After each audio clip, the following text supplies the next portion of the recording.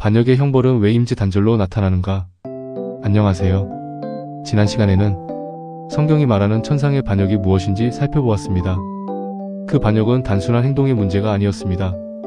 자기 존재의 근원을 거부하고 하나님이 주신 자기 처소를 떠나 스스로 더 높은 자리에 서려는 반역이었습니다. 그리고 바로 이 패턴이 에덴의 범죄에도 그대로 반복된다는 점을 함께 보았습니다. 그렇다면 이제 다음 질문으로 가야 합니다. 이 반역에 대해 하나님은 어떤 형벌을 내리시는가?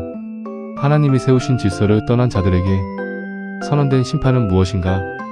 오늘은 이 질문을 붙들어 보겠습니다.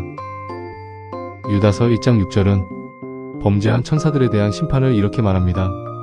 또 자기 지위를 지키지 아니하고 자기 처소를 떠난 천사들을 큰 날의 심판까지 영원한 결박으로 흑암에 가두셨으며, 이 구절은 짧지만 심판의 본질을 매우 깊이 보여줍니다. 여기에는 두 가지 표현이 함께 나옵니다. 영원한 결박, 그리고 흑암에 가두심. 많은 사람들은 이 표현을 들으면 먼저 어떤 공간 속 감금 혹은 단순한 형벌 장면을 떠올립니다.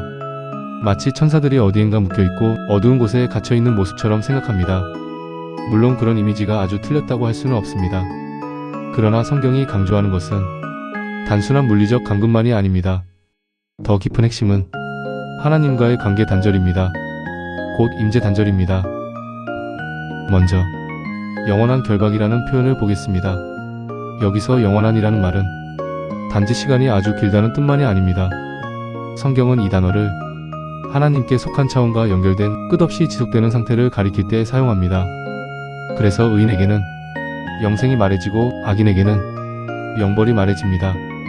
이 두 표현에 같은 영원한이 쓰인다는 것은 매우 중요합니다. 그것은 심판이 잠깐 벌을 받고 끝나는 사건이 아니라 존재의 방향이 고정된 상태를 뜻한다는 것입니다. 다시 말하면 하나님을 떠난 상태가 일시적 흔들림이 아니라 지속되는 결말로 나타난다는 것입니다.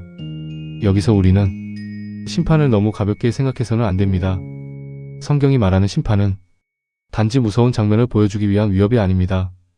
그것은 존재의 소속과 방향이 최종적으로 드러나는 상태입니다. 하나님께 속한 자는 하나님 안에서 생명으로 들어가고, 하나님을 거부한 자는 하나님과 단절된 상태로 남게 됩니다. 이 점에서 심판은 외적인 벌만이 아니라 내가 어디에 속해 있었는가를 드러내는 최종 선언입니다. 이제 두 번째 표현을 보겠습니다. 흑암에 가두셨으며. 여기서 중요한 것은 성경이 왜 하필 흑암이라는 표현을 쓰는가 하는 점입니다. 흑암은 단순한 어둠이 아닙니다. 밤처럼 어두운 상태 혹은 빛이 없는 공간 정도로 이해하면 부족합니다. 성경에서 이 표현은 하나님의 말씀과 영광의 빛이 차단된 상태를 가리킵니다. 하나님과의 교통이 끊어진 상태, 하나님의 임재 바깥으로 밀려난 상태를 뜻합니다. 그래서 흑암은 단순한 배경이 아니라 심판의 성격을 드러내는 말입니다. 천사들은 본래 하나님의 영광 가운데 존재하던 자들입니다. 하나님의 빛과 말씀 아래에서 자기 존재를 유지하던 자들입니다. 그런데 자기 처소를 떠난 이후 그들에게 내린 형벌은 하나님과의 생명 교통이 차단되는 것이었습니다. 이것이 바로 흑암입니다. 그러므로 흑암은 단지 어떤 어두운 장소가 아니라 하나님과 단절된 존재 상태입니다. 임재에서 잘려나간 상태입니다. 말씀의 빛 아래 있지 못한 상태입니다. 이 점은 에덴의 사건과도 깊이 연결됩니다. 창세기 3장에서 아담과 하와가 범죄한 직후 가장 먼저 나타난 것은 무엇입니까? 숨음입니다. 두려움입니다. 하나님의 낯을 피하는 것입니다. 이것이 왜 중요합니까? 왜냐하면 죄의 즉각적인 열매가 이미 임재 단절의 방향으로 나타나기 때문입니다. 물론 인간은 그 순간 완전히 끊어져 버린 것은 아닙니다. 하나님은 여전히 찾아오시고 내가 어디 있느냐라고 부르십니다. 그러나 인간 안에서는 이미 하나님의 임재를 기쁨으로 누리지 못하고 피하고 숨는 반응이 시작되었습니다. 바로 이것이 죄가 가져오는 방향입니다. 하나님 앞으로 나아감이 아니라 하나님을 피함입니다. 빛으로 나아감이 아니라 가림으로 숨음입니다. 교제로 들어감이 아니라 단절로 물러남입니다. 이런 점에서 보면 천사에게 선언된 흑암과 인간 안에 즉시 나타난 숨음은 전혀 다른 두 주제가 아닙니다. 둘 다 죄와 반역의 결말이 하나님의 임재와 단절되는 방향으로 흐른다는 사실을 보여줍니다. 우리는 종종 형벌을 너무 외적으로만 생각합니다. 얼마나 아픈가, 얼마나 무서운가, 얼마나 고통스러운가. 물론 심판에는 두려움이 있습니다. 그러나 성경이 더 깊이 보여주는 것은 형벌의 본질이 하나님과 끊어진 상태라는 점입니다. 생명의 근원이신 하나님에게서 끊어진 것, 빛의 근원이신 하나님에게서 끊어진 것, 의미와 질서의 근원이신 하나님에게서 끊어진 것, 바로 이것이 가장 깊은 심판입니다. 왜냐하면 피조물은 하나님을 떠나서는 자기 존재를 온전히 설명할 수 없기 때문입니다. 우리는 하나님으로부터 나왔고 하나님 안에서만 제자리를 찾을 수 있기 때문입니다. 그래서 반역의 형벌이 임재 단절로 나타나는 것은 우연이 아닙니다. 그것은 반역의 본질에 정확히 대응하는 심판입니다. 하나님을 거부한 자는 결국 하나님 없는 상태로 남게 됩니다. 빛을 거부한 자는 결국 흑암 가운데 남게 됩니다. 생명의 근원을 떠난 자는 결국 단절된 상태 속에 머물게 됩니다.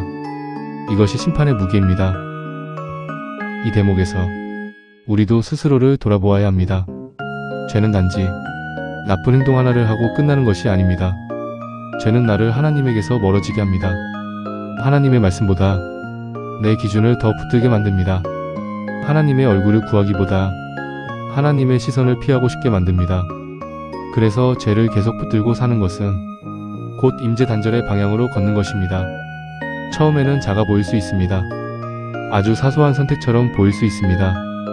그러나 그 방향이 계속되면 결국 사람은 빛보다 어둠을 더 편하게 여기게 되고 회개보다 숨음을 더 익숙하게 여기게 되며 하나님 앞에 서기보다 스스로를 가리는데 더 익숙해집니다.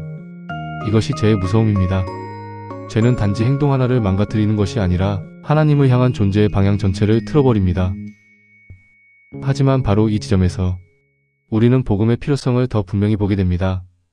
만일 문제의 핵심이 단순히 행동 하나의 위반이라면 해결도 행위 하나를 고치는 데서 끝날 수 있을 것입니다.